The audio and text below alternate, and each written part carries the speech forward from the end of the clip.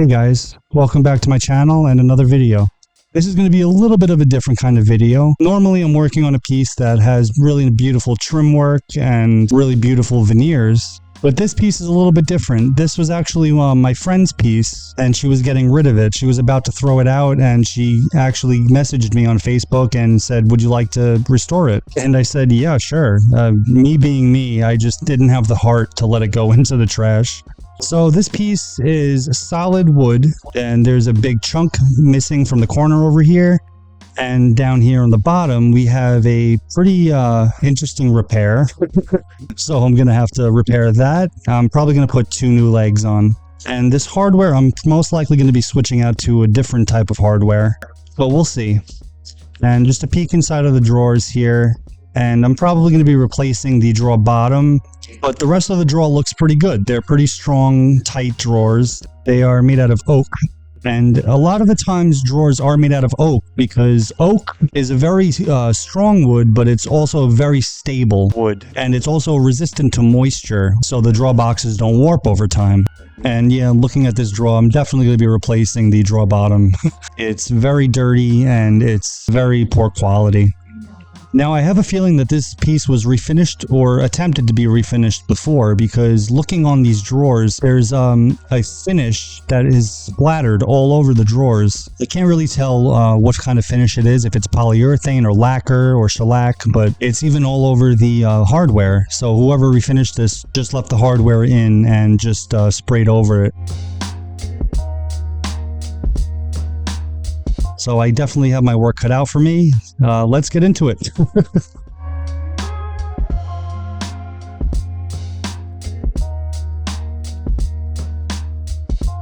So as I'm taking this hardware off, I'm getting a better feel for what it's actually made out of. And it's not made out of brass or silver or anything really valuable. I believe it's made out of tin, but I could be wrong. But either way, I'm going to definitely be replacing this hardware and finding another more suitable match for this dresser.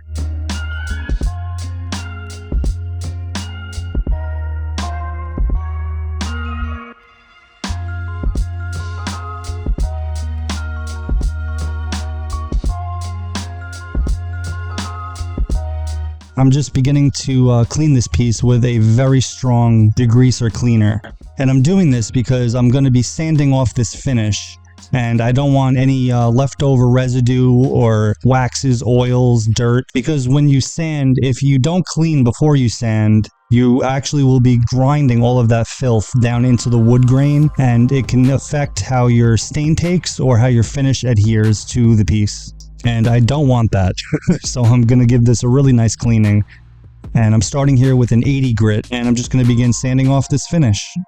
And one thing I totally forgot is to remove this back plate to make it a lot easier to sand around that edge. So I'm just going to do that really quick.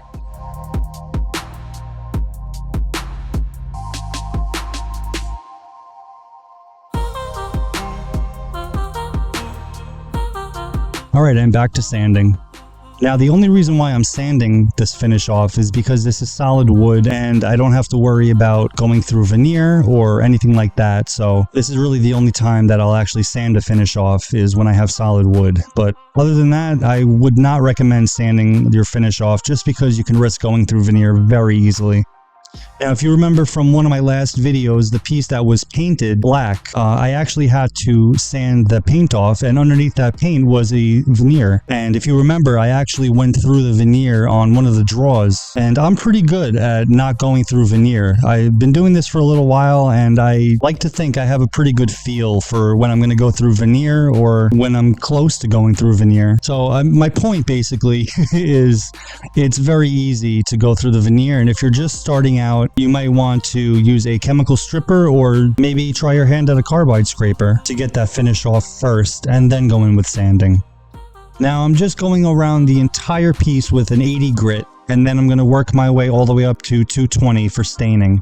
And anybody who's new to sanding and doesn't really know how to climb up the grits properly, I'm going to be going from 80 grit to 120 to 180 and then to 220. You never really want to go from 80 grit straight to 220 because when you sand with an 80 grit, you're creating basically scratches into the wood. And the whole purpose of climbing up through the grits is to basically get rid of the scratch patterns left behind from the previous grit. And if I went in with a 220 straight after an 80 grit, the 220 is a lot finer than 80, and it won't really be able to get rid of the scratches left behind by the 80 grit. So it's just something important that I really wanted to mention. And as you can see, I'm just using a combination of power sanding and hand sanding.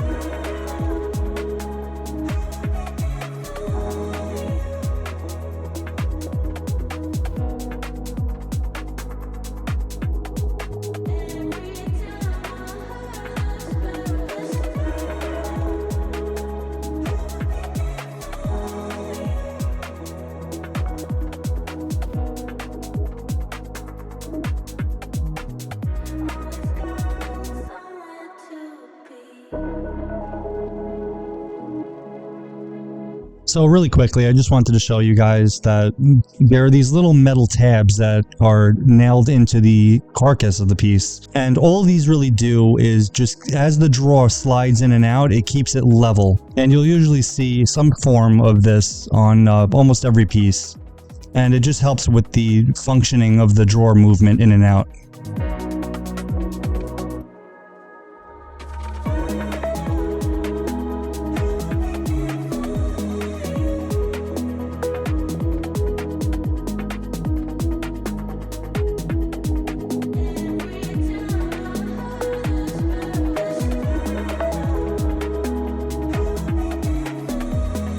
Alright, so I got all the finish off and I'm just going to begin climbing up through my grits and get ready for staining.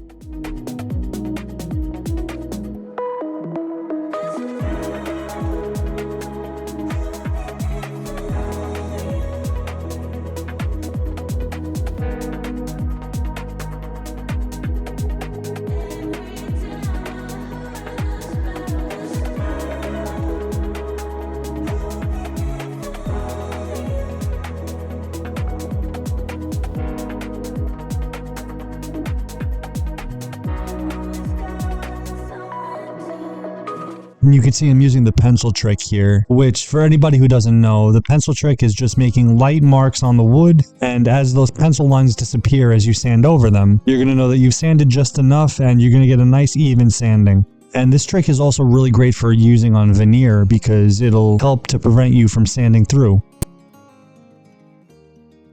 One thing I totally forgot to do is to remove this metal brace that was screwed on just to keep it balanced. And of course you can see right away it almost collapses on me.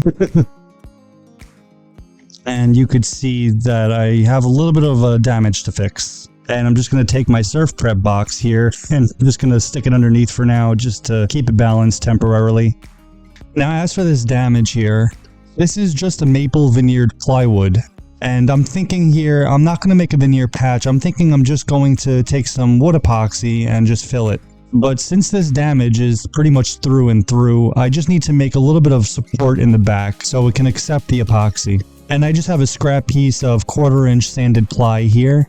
And unfortunately my phone died, so I lost a little bit of footage, but I just cut out a little square and used some CA glue to glue it in. And then I just hit it with the surf prep to get rid of the excess and just to get rid of all the little drops that I spilt. And here I'm going to be using Quickwood wood epoxy. And this stuff is really great. It's a 2-part wood epoxy, and you just cut off the amount that you need, and you just knead it in between your fingers until it's one solid color, and then you can apply it to your project. If you're wondering where you could buy this stuff, you can probably find it in your local home center, or you could just buy it on Amazon. And I'm a fan of this stuff too because when it cures, it's actually harder and stronger than wood, and it's also stainable. So when I put my stain over this, it should blend in pretty nicely. And here I'm just filling in this little corner that was chipped. And with this stuff, remember, you're going to be sanding it, so you just want to get the basic shape of what you're trying to accomplish, feathering out the edges, and then let it cure. And as that's curing, I'm just going to focus my attention now on this little back plate and the drawer boxes that I'm going to be completely sanding from top to bottom.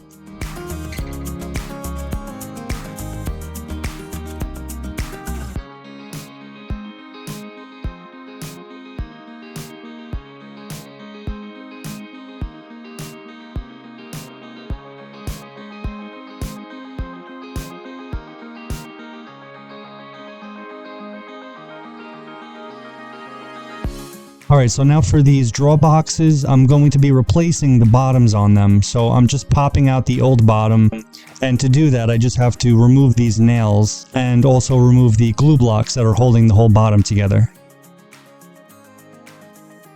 I'm just sliding the old bottom out, and I'm going to give the whole drawer box a really good sanding.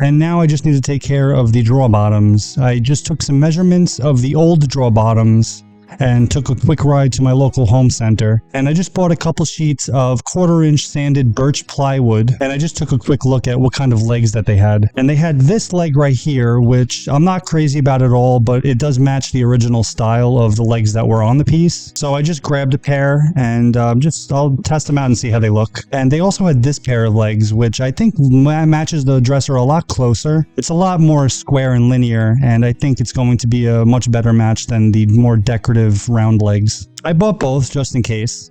And I went home and traced out the old drawer bottom, and I asked my dad to actually give me a hand because I needed to use his track saw, and I don't think he really trusted me to use it myself.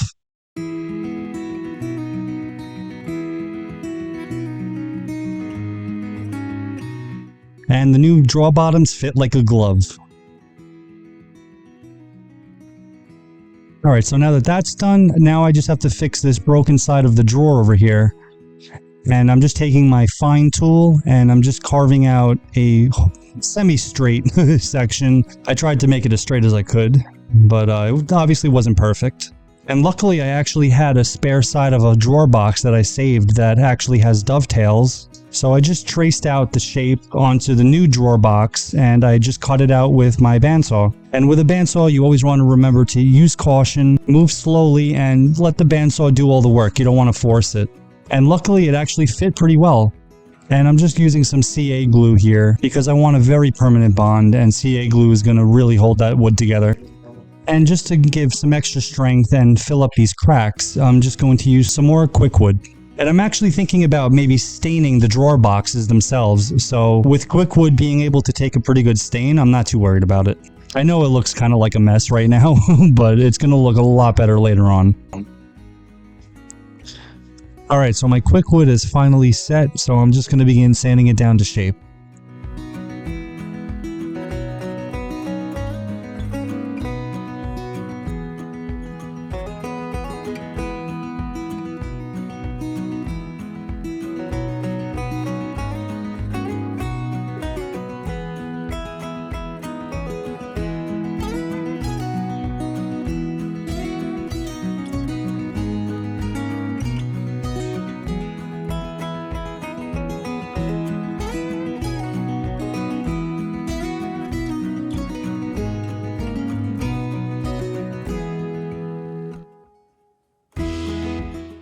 And there was still some small gaps that the Quickwood didn't really cover, so I'm just going to come in with some wood filler and just fill those up.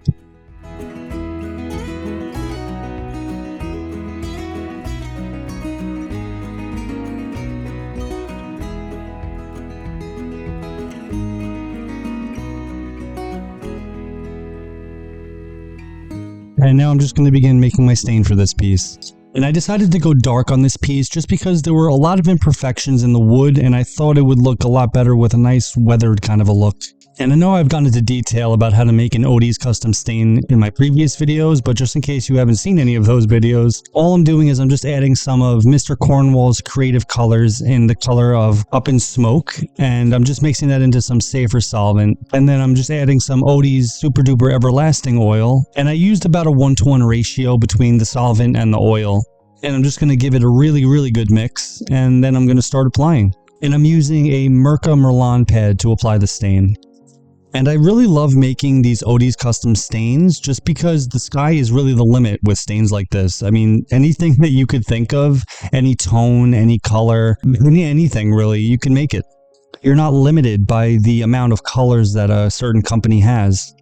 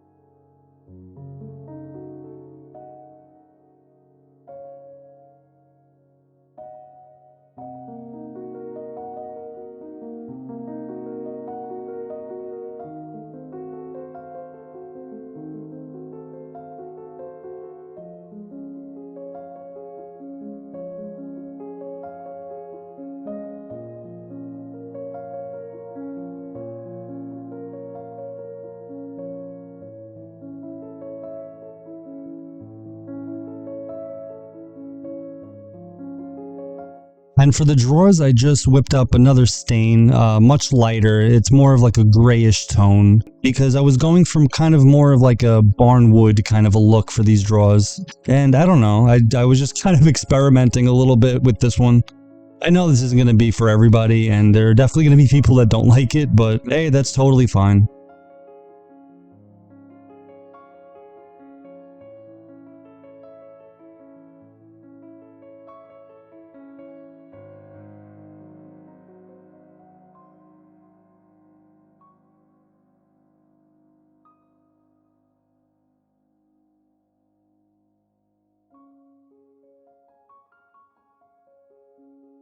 Now before I stain the drawer boxes themselves, I just have to fix that one drawer that I did the repair on. The side of the drawer box was a little bit high, so I just took this little hand plane and I just planed it down until it was level with the rest of the drawer box.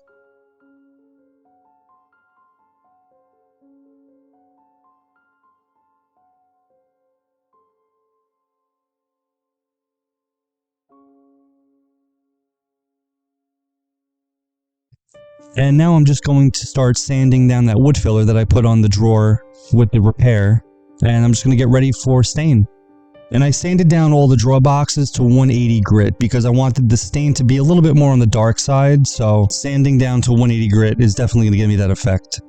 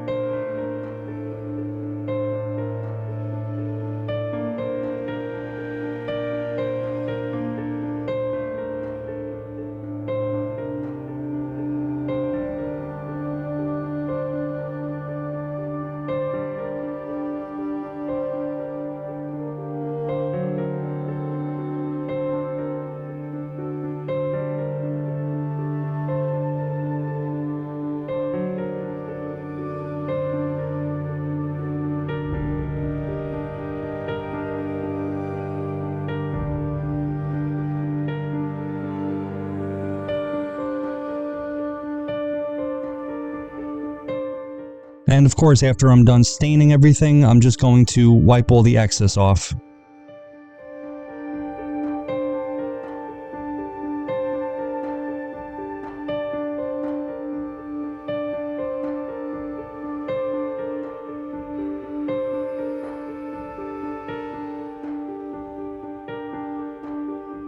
Alright, so now to take care of these legs. I'm just going to be using this Japanese saw here to just saw off the remainder of whatever is left of this leg. And just be careful when you're using the saw like this. They are very, very sharp.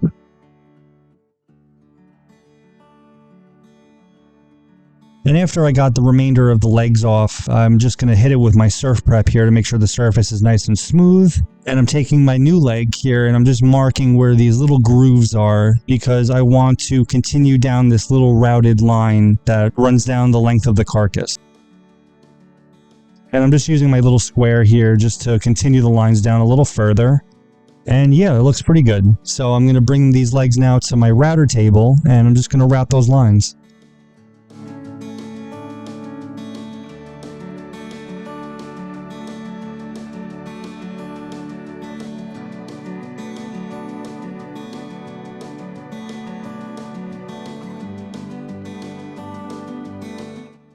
Now the height of these legs are 15 inches and I need them to be 9 inches, so I'm just going to cut them to the right size.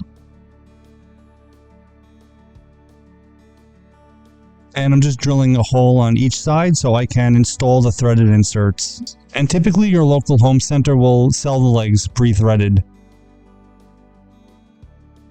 I'm adding some glue and I'm just going to screw on my legs. Now I just wanted to fill up the very, very slight gaps between the carcass and the feet. And there was also this very slight crack that I completely forgot to fill before, along with the 2 screw holes that were left behind from that metal brace that was screwed onto it. I let it sit for a couple of hours and then when it was dry I came back and just gave it a really good sanding with 150 grit. And I'm sanding with 150 grit just because these legs are made out of ash, and ash is a very dense, hard wood and doesn't take a stain very well. So 150 grit should be enough to get that stain nice and dark. And when I was done sanding, I just came in with the same stain I used for the carcass and it actually came out pretty good.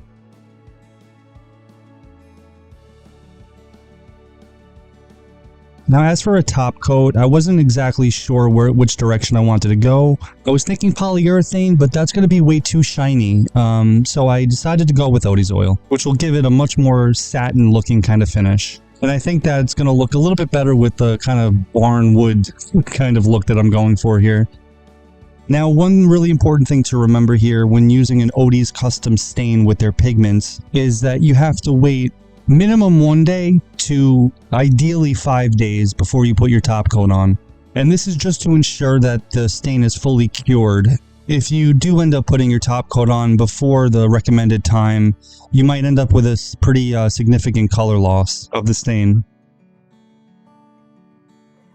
And I just wanted to show you this really quick. You can see the difference here between the top coat being applied and just the raw stain by itself. If your stain looks like this, like kind of chalky and dull, don't panic. It's okay. You just got to put your top coat on and it's going to come back to life.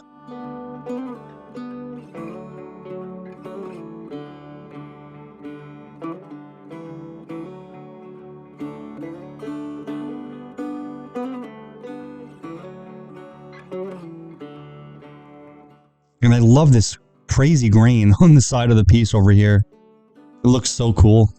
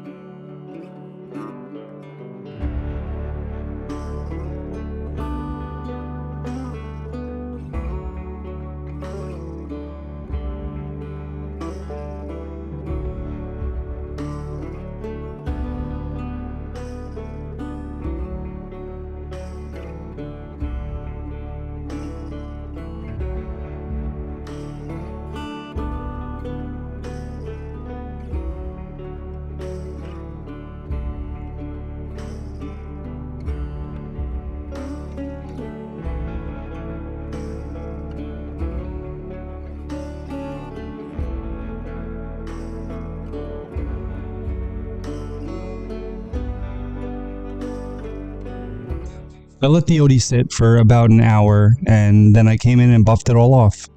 And remember, with ODs, you want to make sure that you buff everything off. You want to make sure that every last bit of residue is off of the piece.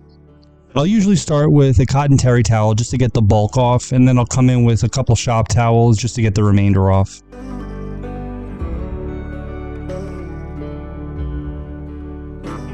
Okay, so the only thing I got left to do is to just screw back in this little back plate and do some color correction with some Blendall sticks.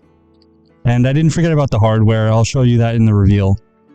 So thank you so much for watching another video. I know this one was a little bit different compared to my other videos, but honestly, pieces like this are the kind of pieces that I actually really love to work on. The forgotten pieces, the pieces that nobody really wants or cares about. Sometimes it's the forgotten pieces that turn out to be some of the biggest treasures, and they're just fun to work on. So always have an open mind and just let your creativity run wild. Alright, so until the next video, enjoy the reveal.